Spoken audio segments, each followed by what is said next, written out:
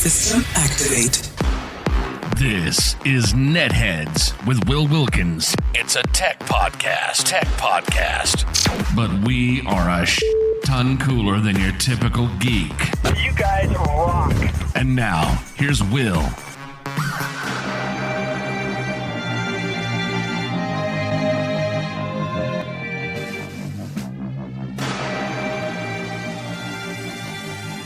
Hello there. Yeah. Okay, it is working. Hey, everybody, welcome. Will Wilkins, NetHeads chilling here. Just trying out some stuff, testing out some things, different broadcast venues, different methodologies, all that jazz. Hope you're all doing well during the great American shut-in. I know I'm going squirrely, but doing well. I actually went to Costco earlier today, which, I don't think specifically is anything that's recommended, but it is definitely something that we are required to do if we want to stock up, which is what I did. Wasn't a bad experience. Overall, it took about an hour to get in. If you were one of the people looking for things like, toilet paper, water, paper products, water, hand sanitizer if they had it, you had to get in one line. Otherwise, you could get in another. You could just shop, which is what I did. Stocking up the old freezer out in the garage with a lot of meat. Boy, oh boy, howdy do I have a lot of meat. So if you are a vegetarian or vegan or what have you, sorry. But we definitely did that. Chilling with me here today.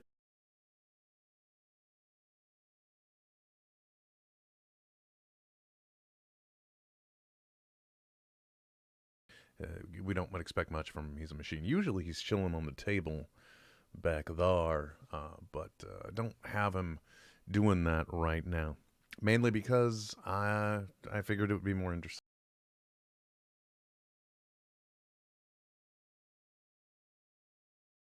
We can also give him,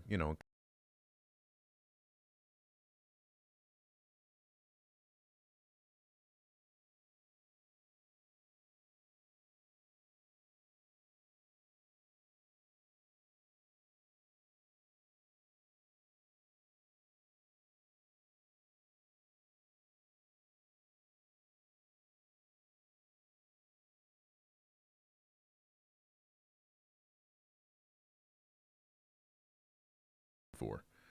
What happens when your robot dies? I don't know. Well, we can power reset him, and that's what we'll do. A lot of weird things going on in the world, obviously, right now. A lot of people just trying to cope. Same thing I'm doing. Part of the reason why I'm sitting here talking to you. Oh, hey, howdy, hey, Miranda Janelle joining us. If you want to take part in the program, you can. One of many ways. Only if you're on Twitch right now, though, because I'm fooling around in Twitch. I don't have a specific reason why, other than the fact that I wanted to see what was going on and what was doing if I used a different version of OBS. The Streamlabs OBS version obviously connects right up to your Twitch account, makes life nice and easy. And I've been set up in an OBS setup for a while, so I just wanted to see what would be doing if I got it hooked up, get it configured with my old Elgato Stream Deck, see if the video would go. And just say hello to all of you. Don't really have any topics, don't really have anything specific to talk about. But if you do want to get in touch with me and you want to take part in the program live, you're always more than welcome to via Skype. It is NetHeads on air via Skype. I apologize in advance for all the noise it's about to make, because why would I bother configuring these things in advance? And usually we get all kinds of alerts when it fires up. So that is forthcoming, I am sure. But NetHeads on air via Skype if you wanted to join in with me right now. We've got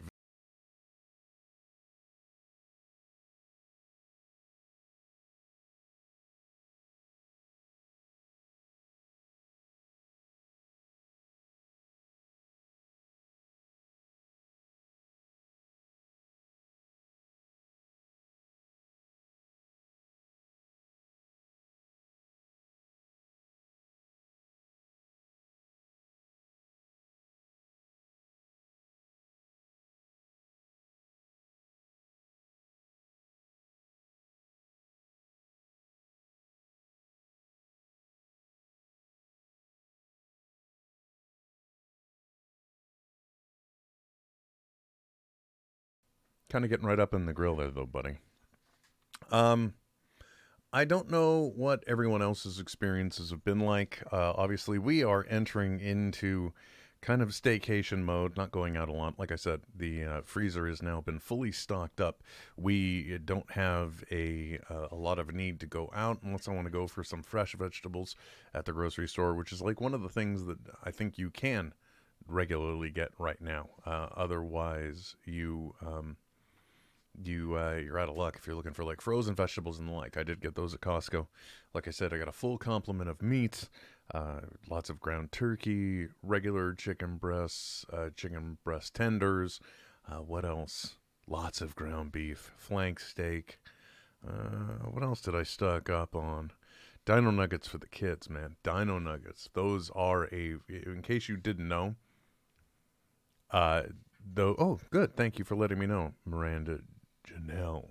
If we go over to Vector, we need to add an audio capture.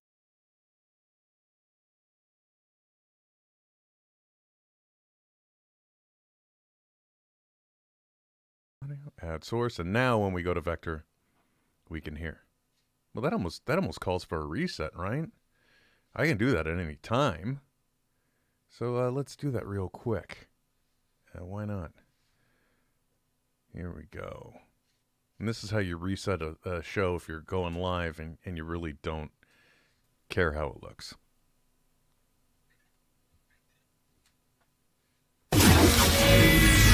System activate. This is NetHeads with Will Wilkins. It's a tech podcast. But we are a ton cooler than your typical geek. You guys rock. And now, here's Will.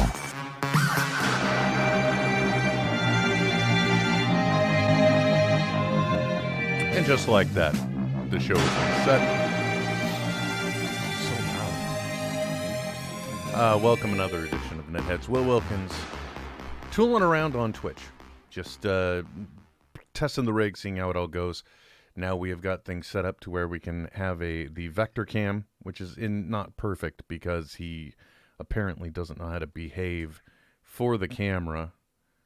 So he's trying to get right up to the edge to be seen instead of exploring around. Hey, Vector. Hey, Vector. Hey, Vector. Explore.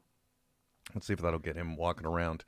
Welcome to this first Saturday of the Great American Sit-In, as I'm calling it, meaning a lot of Americans now are starting to do social distancing, and they are doing sequestering, or whatever you want to call it. I call it trying to stay at home as much as possible, as I mentioned briefly.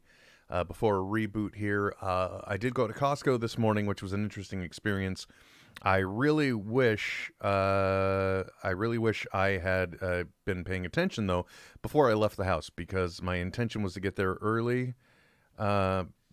mainly to try and beat the crowds. But I have to say that that wasn't very successful, partially because I left my wallet at home. And the Costco I went to, there are two Costcos in the local area. One's 20 minutes away, the other is 35 minutes away.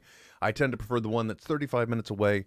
Went to that one, and sure enough, while I was out there, went to get out of the car, discovered I didn't have my wallet, which really sounds like a stupid thing to do in this modern era, but I overload myself with so many things before I head out. The first of which, of course, anytime I go shopping, I typically bring a pair of wireless headphones with me, so those could be in my pocket, and I can mistake that for my wallet. That's mistake number one.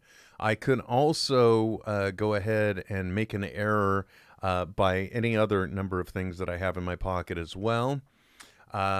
So I did leave the house without my wallet. Also, a lot of the places I go now, I'm able to just use like Apple Pay. So it's almost like I don't need my phone. I don't need my ID, although you're supposed to have that when you're driving. So I shouldn't say I don't need my ID, but I just don't have my ID. So in that case, that's how I left the house and successfully got all the way to Costco without my wallet. Getting there, it was an interesting experience because they have specific lines set up for all of the high demand, limited quantity items. If you wanted paper products, paper towels, toilet paper, or bottled water, those things were at the back of the store, and you were limited to one purchase of each. Thankfully, we've already got toilet paper. We've got bottle service. We have we may not have necessarily a full complement of paper towels, but I'm old school. I say wash some damn rags and start using those again. Just keep an extra bucket around to throw the dirty rags into and wash them if you have that luxury.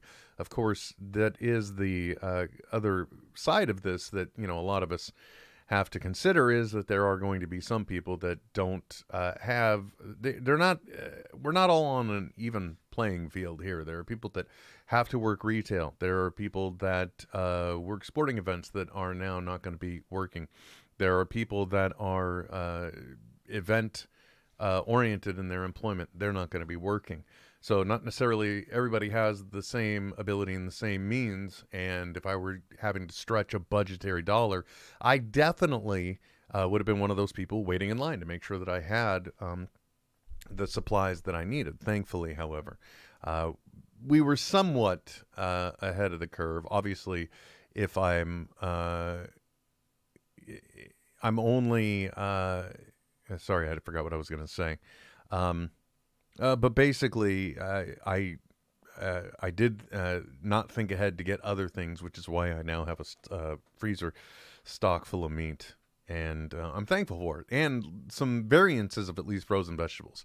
Costco doesn't really seem to specialize in any one particular frozen vegetable. So if you wanted to have like a bag full of broccoli, you had to get that from the grocery store. And the grocery stores right now are relatively cleared out of these kind of things, for your toilet paper and your paper towels. And it's only gotten, I think it's amplified more since our president did declare a state of national emergency, which, honestly speaking, in my opinion, probably a little late to the game on that. But at the same time, you don't want to cause a massive panic. Not that that matters.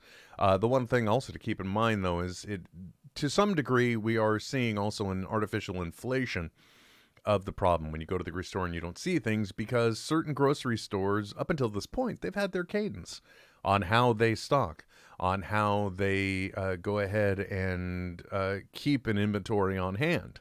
They don't necessarily expect a run on product. So you're going to see the grocery stores, unless there is an illness problem that interrupts the supply chain, whether it's drivers aren't able to drive trucks, workers aren't able to be on hand to stock shelves, etc.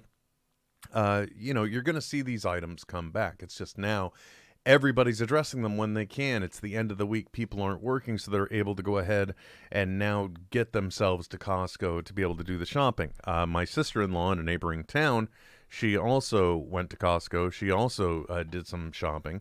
And it wasn't too bad, because they've said it's crazy in the morning and then it gets better throughout the day. But there are other people too, where they have got, a store that regularly caters to like 200,000 customers or $200,000 volume day, some type of numeric figure. And now those numbers are more than tripling. I know yesterday in my adventures of stocking up, I did go to the local Rayleigh's store. I live in Northern California, in case you didn't know. And through that connection, I went ahead and went looking for some items, and I, didn't necessarily find them. Definitely not in the frozen section. Obviously, people are really clearing out broccoli. And I don't know why I keep coming back to broccoli, other than the fact that I think it's not necessarily my favorite vegetable, but at least it's the default one that I will go ahead and throw into the mix. By the way, I just want to remind everyone, if you want to take part in the program, you can at any time reach out via Skype. It's NetHeads on air via Skype. It's just right there on the screen if you want to reach out, if you want to talk, or what have you. If not, that's fine too. I'm more than capable of talking. As I have mentioned also, I have set up, because I am co-hostless, and just because he is here and he's a fun novelty to have around, I do also have vector set up on a vector cam. So my little robot friend and compatriot is here to give us a little bit of a visual break from the weirdo sitting on camera now talking. That is to say, he's not the weirdo. I'm trying not to show all my other stuff, but because it's not very weighted, it wiggles whenever the cable wants to shift because gravity happens. But these things are adjustable. There we go. That's a little bit better until I knock it out of place. Anyway, so the Great American Sit-In, Shut-In is occurring. I like to give things at least slightly funner names only because you don't want them to sound dire. So I'm calling it the Great American Shut-In. I do also really appreciate the fact that some companies are recognizing that we are trying to encourage people to stay in and not go out, not be around people, avoid gatherings. Hell, they don't even want you really to go to the grocery store. So hopefully you're stocked up. Maybe start looking at delivery services so you can minimize person-to-person contact, keep that 6-foot distance, and the like. But they are also trying to make it a little bit easier for us. Obviously, the Walt Disney Company recognized the fact that people may be staying in, so rather than making us wait an extra 4 days for Star Wars The Rise of Skywalker, now they've gone ahead and they released pre-orders on that yesterday, so I'm sure you can order the movie now. If you did see it in the theater, you may not necessarily think that this is the best thing in order to occupy your time. I'm not going to debate that. Obviously, not the biggest when it came to box office for Star Wars. Obviously, well, at least in my opinion, not the best Star Wars movie. And I think I'll just kind of leave it at that without critiquing it. But I am glad that it's available, and I will be watching it. Those of you that may have Disney Plus that have children at home, they have also made Frozen 2 available on the Disney Plus service now. Again, this is one of those things where you got to have it in order to utilize it, but at least it's there. So that's nice. Especially, in this environment, you're going to have kids going nuts. I have a 5-year-old, soon to be 6-year-old, and I will say that after even having her in the house, I almost want to say trapped in the house for a few hours, she herself is going a little squirrely, getting restless. So it's definitely time where you got to up your game in order to provide quality home entertainment, in order to bring things in an entertaining fashion to the people, if you will, to your family. I know that I have, and people have joked about this, but it's almost true. I have been training for this 4 years. I have literally, for the past almost 4 years, been a work-at-home employee, so I am already accustomed to not going out. I'm accustomed to being here in my home. Personally speaking, I probably need to get out more, but I'm okay with this. I'm okay with binging. I'm okay with sitting and watching TV for hours and hours on end. So I've been pre-gaming for this scenario for a long time, but I know there are other people, however, that absolutely cannot stand the thought of staying in their own home, being trapped in their house, not being able to get out, not being able to do things. Maybe they don't necessarily have internet or streaming entertainment, or they can't afford it. And at that point, you got to fall back on good old-fashioned board games. I know that I personally feel that there's a certain obligation to check in with those around us as well. I have already reached out to my mom to make sure she's okay and she's got enough food she's taken care of. In our community, they have closed the senior center, and they've closed all activities for the senior center, considering that supposedly the elderly are a high-risk group. And I only say supposedly because, I'm not necessarily certain they're any more higher or lower risk than anyone else. Just because we haven't seen the final numbers, but as a general item in the mortality rate of things, it's already a negative factor if you are above a certain age. So, it's nice to see that communities are doing these level of responsible things. We got a call coming in, and it's Miranda Janelle. Miranda, how are you?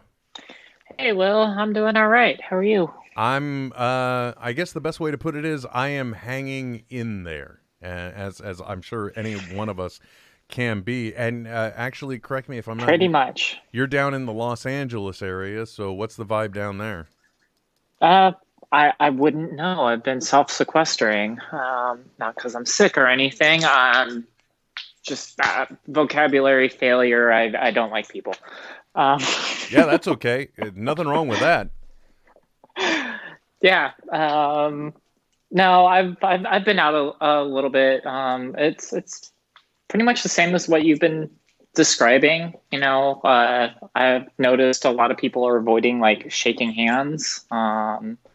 Toilet paper seems to have completely gone missing from all of the stores, and we don't have those three seashells yet. So No, which I'm surprised that we haven't seen more technological advancement on the three shells front at this point. Although I myself did at the beginning of the week when things were far less dire seeming than they were, I did joke about packages of terry towel cleaning rags, like shop rags. And it's like, can I interest you in a sustainable alternative? Thank goodness it hasn't come to that, because that's not a world I want to live in. But realistically speaking, in the most dire of circumstances, if you at least have a laundry machine and the ability to do your own laundry and rags, then you do have some alternatives. exactly, and when it comes down to it, we can always do like the Romans did and invest in a communal sponge on a stick. Which is why you don't want to get that end of the stick. I know that I personally have also seen just in social media communications about those around me that this actually has created somewhat of a boost in the bidet industry. So the add-on bidets to toilets, which I kind of found funny, but makes perfect sense to me at the same time. Oh, you and Trent talked about that like 5 or 6 years ago, and I got super excited because I just returned from a region where they were using those, and it was nothing more than a little sprayer that you might see on your kitchen sink. Just a hose running from the water line on your toilet, and it's this nice, simple solution that's surprisingly affordable. They're like $25, and they're amazing. It's nice to see people like actually considering that as an option. I I admit that I think just the patching of a sprayer into the toilet line. I mean, come on, like this isn't the most glorious chatter that we're talking about, but let's be realistic here. When you're using something like that, if that is the best that you're able to economically do, that's great. My only problem is the whole, and boy, oh boy, this reeks of privilege.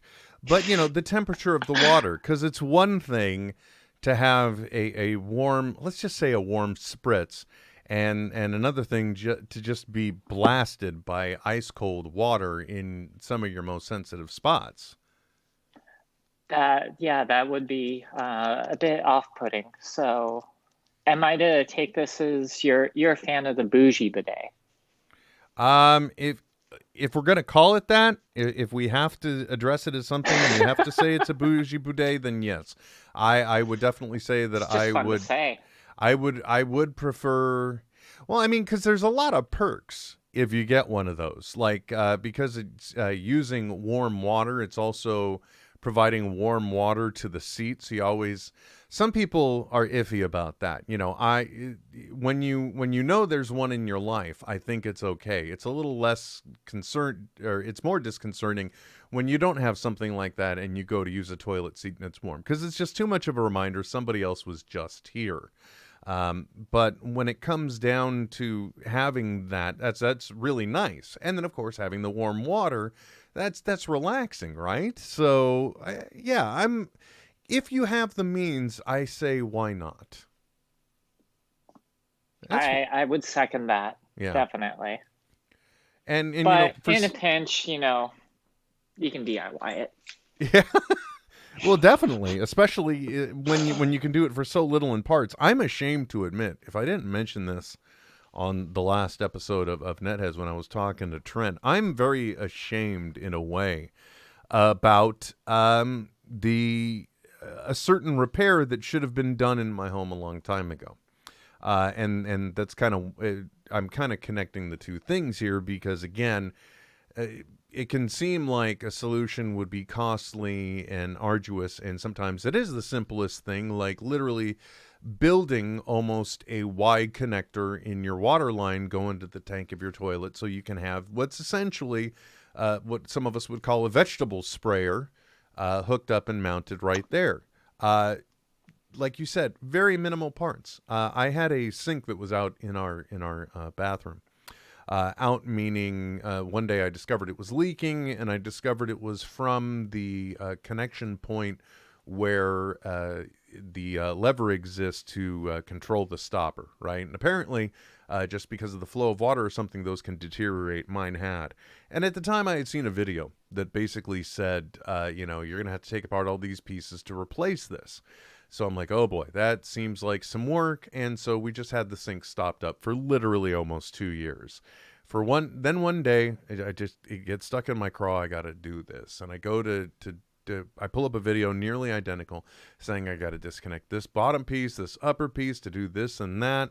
And when it came down to it, I'm not saying the construction in my house was subpar. I would never want to imply that I live in a house that the construction work or the plumbing work may have not been done by the most capable of hands. But I will just say that aside from possibly breaking something, I couldn't bring these pieces apart. So I just, at the last second, I'm like, okay, well, maybe I can use this just to find something else. And so I take the part that eroded the lever with the ball and the mounting screw or whatever it's called, the mounting cap. And I took that at a hardware store. Literally an $11 part was all I needed. And I got home and fixed it in 10 minutes. So plumbing doesn't always have to be expensive. Although I think these bidet seats that you can get while helping to reduce your requirements of toilet paper, I mean, they don't come cheap. I think they really start at a minimum of $500? Honestly, I have not done the research. Well, that's okay. Neither have I. My main concern is repairability because things inevitably break, and I'm just not that invested in figuring out how my toilet seat warmer works. Whenever I look at a device, that is one of the things I always evaluate is the number of moving parts, because those are going to represent your earliest wear and tear on things. And I know that everything about those toilet seats are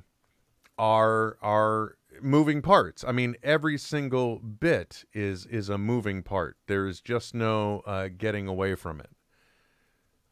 And because you got every little bit that moves this way and that way to position things correctly. And so, I mean, that is kind of an argument against it. I would definitely think I've always wondered how they know where to aim. I mean, what if you sit like just a little bit forward on the seat from where you normally would? Are you going to have a suboptimal result? That is a great question. I don't know. Having never really owned one, I don't know. Oh, here's bidet seats at Home Depot. Oh, let's.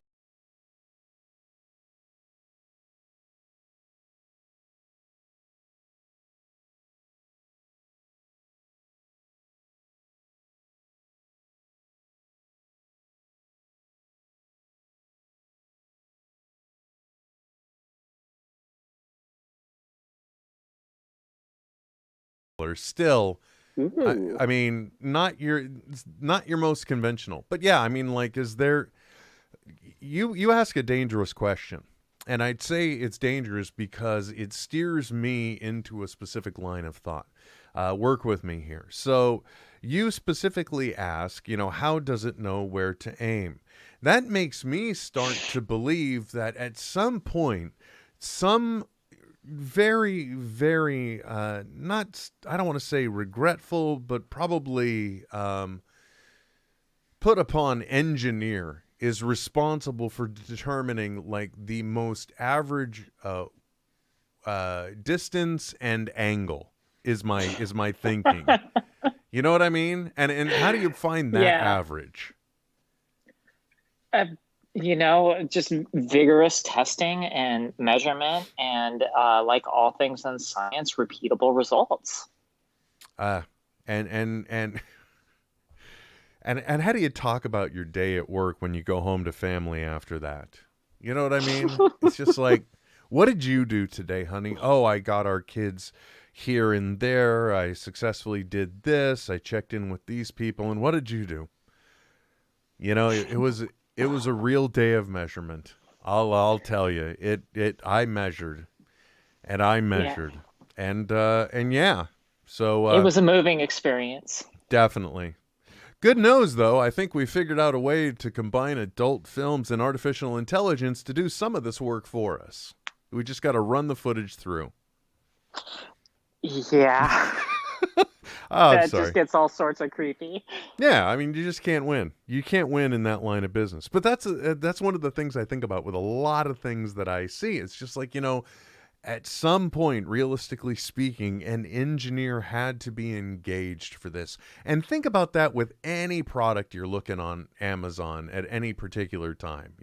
At some point, an engineer who had to use their considerable intelligence, mathematical expertise, structural understanding, and they've had to take all that important brain work and put it towards just the most banal things you may see on Amazon, realistically speaking. Yeah, you thought that you were going to be a mechanical engineer, that you'd be, designing bridges for a city or something like that, and nope, nope, you're designing a butt sprayer. Yeah, or maybe you're the person that really determines what once they go from prototype to next, it may be that you're the person that has to determine what's the best average size, etc., for the squatty potty, or this particular what is some of the absurd crap that Amazon has recommended to me. That's where my mind starts going, and then somebody had to engineer that. And it's just, I mean, I don't know. Anyway, boy, we And really got you off base. probably get this as well with the weird crap that Amazon recommends. You can always tell when your kids have been searching on your account. I don't, well, I should say, I should say that I don't really experience that because the interesting thing is that my teen has tried to constantly angle to situate herself on her own items. I think she has her own Amazon account and this and that. Not that her actions are transparent to me or at all. I still have the purveyance into everything, so I'm not concerned in that realm. But anyway, she's just always tried to be independent in that way. She wanted her Echo Dot to be, God, I just reek of white privilege. She wanted her Echo Dot hooked up to her own Amazon account, etc. The only thing in my life that I've seen that's been disruptive by use was when a Nest Hub was moved into the kitchen, and the one with the little screen. And that got put into place. And it was only a matter of time until the 5, almost 6-year-old discovered I can talk to this thing and it'll start playing videos for me. So Uh-huh. so then I just discovered I had no ability to use YouTube anymore because it thinks I'm interested in like that Ryan Kids videos or Cookie Swirl C or something along those lines. Tic-tac-toe or something like Yeah. that. Yep. Which by the way, I'm blown away by how much our kids can sit and watch other kids play a video game. It is the same way I would sit down and binge all 3 seasons of The Good Place. My daughter will sit there and watch somebody else playing Roblox instead of actually playing Roblox or doing. I mean, it's like the way they can sit and watch. But then again, I'm only broadcasting this on Twitch, so I should really watch my mouth, I guess. True, true. Know your audience and all. Yeah, exactly. Well, I'm one of those people where they're like scrolling through the page of what's happening and just chatting, and they're like, "Boy, there's a story there," but I don't really want to know why that bald old guy is talking. So they'll move on. If anything, you may get a drop in from somebody who's mildly curious. But, realistically speaking, this is not content that's going to be screaming for them, much in the same way that they may view somebody's presence like myself on this or like TikTok and the like is just an invasion of the elders where they aren't welcome. This is a young person's game where you can be 15-year-olds and dance to get to 30 million subscribers. You're never going to be anything on this. Why are you invading my platform? Not that I'm saying I've gotten that type of experience, but... I have. Hey, you try and eat half my taco. I'm invading your platform to see what the heck you're up to. I mean, there's a give and take there, kid. Yeah, exactly. Well, plus you need to understand some of the references, or like one thing I have found is that you in a way you need to not get tapped into the environment so where you're the embarrassing parent that's saying stupid crap to your kid to try and be relevant, but just to have an insight into what is going on in their world and their perspective on the world that's kind of being shaped by the things that go on, the trends and the like that happen on social media. And so they do give you a little bit of cultural insight, and that's kind of important. So the only thing is you do also have to build certain checks and balances yourself to make sure that you don't get sucked in. Like I've almost... Over the past couple weeks, I got to be honest, I could almost sit there and just scroll through stupid maximum of 1-minute videos on TikTok than I would rather sit and trying to watch TV. It's in a way, it's kind of replaced the binging of stuff I've seen more times than I care to admit, just so I have something going on in the background type of playback. Except, of course, that one still requires you to be active, or else you'll be then trapped in a loop of listening to someone's audio and just start losing your mind. Yeah, but the scary thing about that one is you open it up, you watch 2 videos, and then the next thing you know, it's 4:00 in the morning, and you're wondering what just happened. Thankfully, somehow, I haven't done that. I have not stayed up late just watching and watching and watching. The one thing I will say, though, that I do kind of find shocking about that platform is that obviously for people who aren't tapped into the more viral and popular elements of it, it's impossible to determine what it is that the platform or the audience or the user base likes, because I kid you not, I just on a lark started showing the stupid vector robot here in videos, and I went to bed and I woke up to a video that had over 10,000 views, and it is the stupidest thing because it's just me telling the robot to run, and he runs, and that's it. But now somewhere in the ballpark of over 56,000 or 52,000 views or something absurd.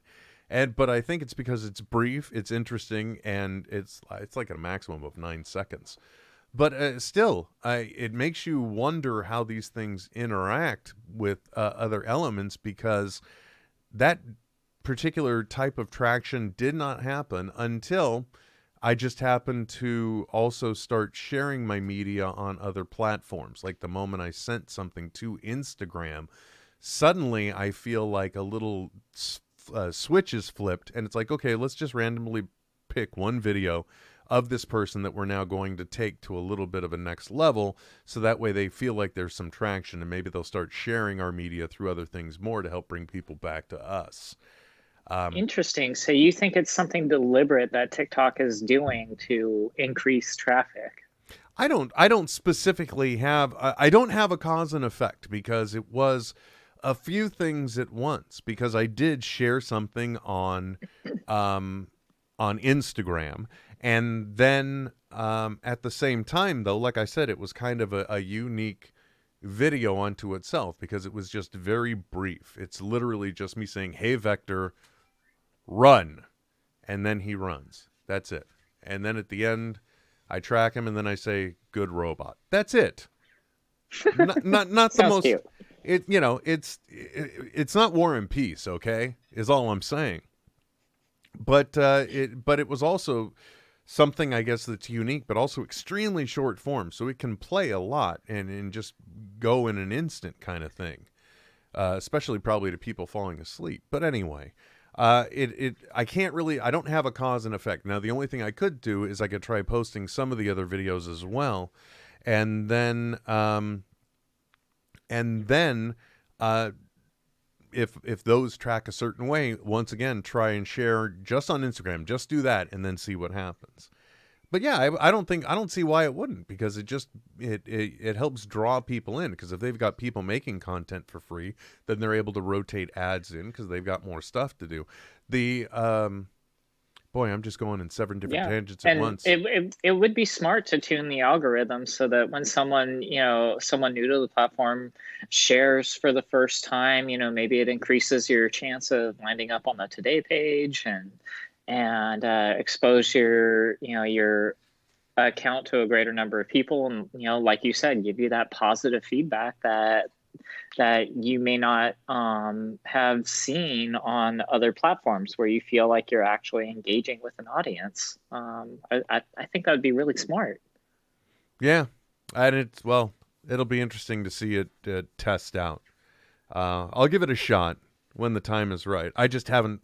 Look, I've gotten one shtick on this stupid app, and unfortunately, it's all about the Vector robot. And there's only so much you can do with a little piece of plastic that is running basically a complex series of routines and subroutines to look like it's doing something. But I can't, unless I want to get into actually programming for it. It's not like I'm building bits with the bot kind of thing. So we'll see.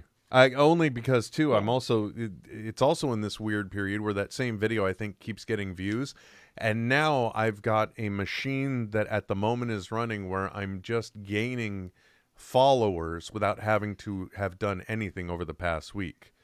So I don't want to interrupt it and stop a good thing.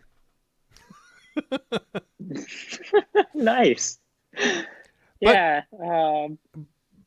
But it's also, it sure is an interesting platform. Yeah, it is. But, it's just with everything going on, I just haven't really had much motivation to actually, try and figure out something to do. Not to mention, I think the other one that did really well was just my daughter and I trying to clean it because she noticed that Vector was dusty. She loves playing with him, even though there's only so much a 6-year-old can do, because he doesn't recognize his wake word when she says it, because it has to be 2 parts. Why does it have to be, "Hey, Vector is beyond me"? It should just be, if it hears Vector, just let it run with it. But no, it doesn't do that, because it's a dummy Alexa in a way, kind of.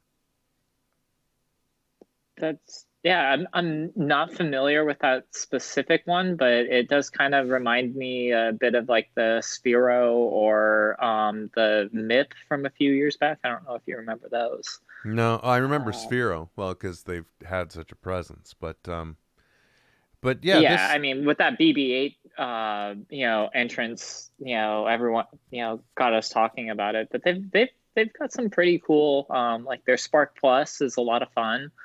And now they've even got that like $50 mini one. Those are pretty neat. Yeah, and I had high hopes for, these. I mean, essentially speaking, aside from his ability to play with a cube and do wheel stands, this thing realistically is like the digital version of a cat, because it's going to do what it wants to do when it wants to do it, and you can create a feedback loop with it that may or may not improves its interaction with you. But like realistically, it's like having a little digital hamster or something along the lines. You got to worry that it's still staying around its area, and it's only going to get happier if you interact with it. It is programmed to do that. And logically, I placed mine on a table behind me, so that way I've always got my back to it. So that way then it can be completely and utterly miserable, because I'm a horrible digital pet owner, I guess. I mean, I don't even know what happened to my Tamagotchi from years ago. That I poor was thing. just thinking about, like, if you could somehow integrate a Tamagotchi into it, it truly would be a digital, living pet. Yeah, it kind of is as is. It just has the ability. Like, I could have it set up to function with Alexa being enabled on it too, so I could do certain things through it. The only thing it doesn't support is like playing music back through the device itself, because it's not made to be a speaker, just kind of like a contact point. But for me, oh, there you go. Sorry, he wanted a high five. So I made the mistake of petting my robot, and now it won't leave me alone. Anyway, it Sounds like a personal problem there, Will. Yeah. Well, the other neat thing about these little guys is that, they really were made originally with the intention of interaction, as a kind of almost a friend, if you will, or a companion. And another company has bought the intellectual property from the company that went under. They had to file bankruptcy. Anki, the original manufacturers. But somebody else now has stepped up in order and bought that, and they're going to go back into manufacturing of the robots as well. So the other interesting thing has been this thing that died off because the company was gone. Nobody knew how long the cloud-based servers were still going to work, et cetera, et cetera. And these things went for as cheap as, I think, $80, which is literally one third of the price that they originally launched at. And now that company has stepped in, and I don't know, it seems like there's popularity again. They're now going up from like $80 to $125. So people, until the virus nonsense that we now have to deal with is going on, it looks like they were starting to get interested in these little guys as well. But the whole point I was going about that company, though, is that because of the nature of the way it's intended, it is they can say that it may assist in helping people cope with loneliness or depression, but they just can't say that it's a treatment. So that's how much these guys are supposed to try and bring positivity into your life, I guess.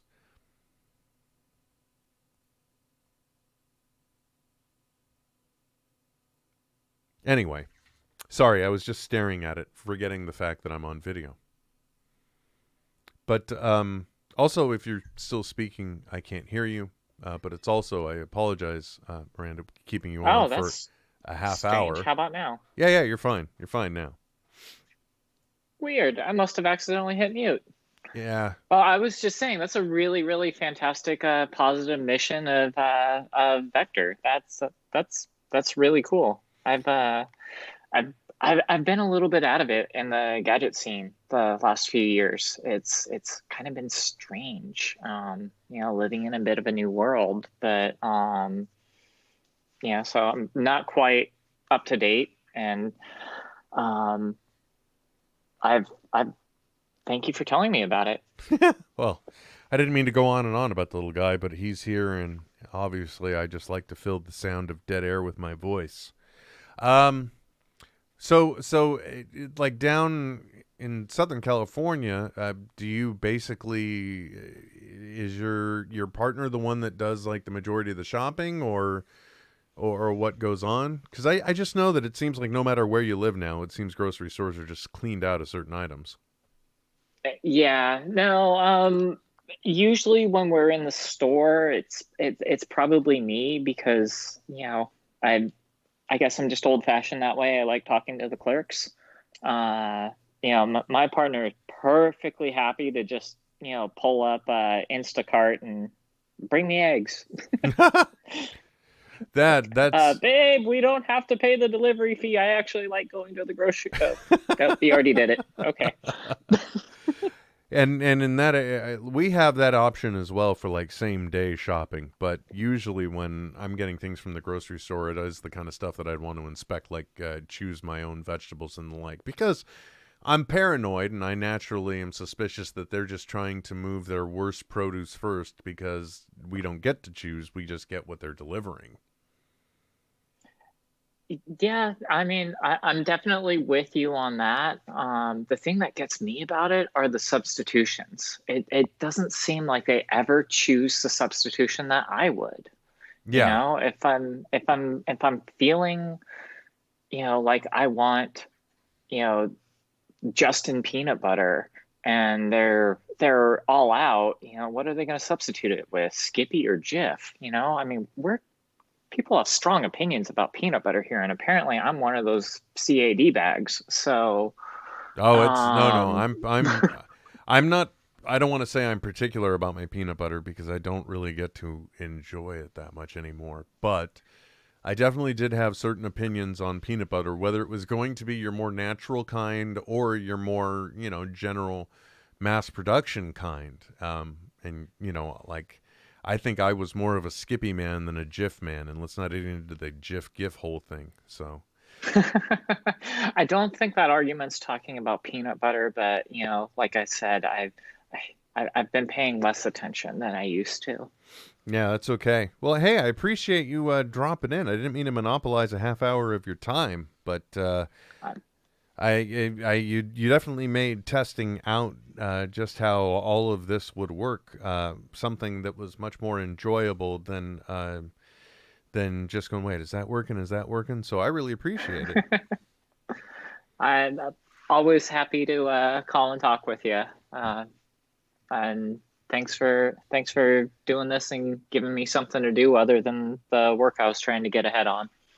Well, my intention is, yeah. Well, let's not be productive. Let's actually just get distracted by some bonehead on the internet.